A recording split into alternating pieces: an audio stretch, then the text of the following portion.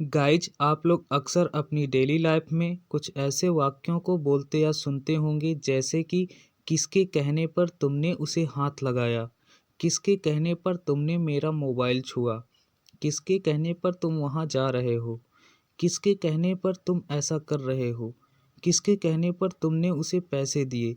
Guys, ऐसे वाक्यों को इंग्लिश में कैसे बोलेंगे, चलिए देख लेते हैं। At whose behest.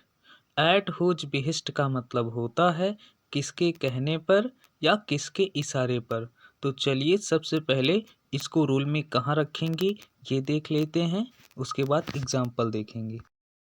रूल में सबसे पहले रखेंगे एट हुज बिहेस्ट, उसके बाद हेल्पिंग वर्ब के बाद रखेंगे सब्जेक्ट, सब्जेक्ट के बाद रखेंगे वर्ब, उसके बाद रखेंगे ऑब्जेक्ट और अंत में रखेंगे क्वेश्चन मार्क। तो चलिए एग्जाम्पल की सहायता से इसको और अच्छी तरह से समझ लेते हैं। पहला एग्जाम्पल है, किसके कहने पर तुमने उसे हाथ लगाया।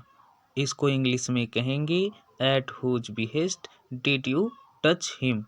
Eight whose behest did you touch him. दूसरा है, किसके कहने पर तुमने मेरा मोबाइल छुआ। इसको इंग्लिश में कहेंगे at whose behest did you touch my mobile. At whose behest did you touch my mobile. तीसरा है, किसके कहने पर तुम वहाँ जा रहे हो। इसको इंग्लिश में कहेंगे at whose behest are you going there. At whose behest are you going there.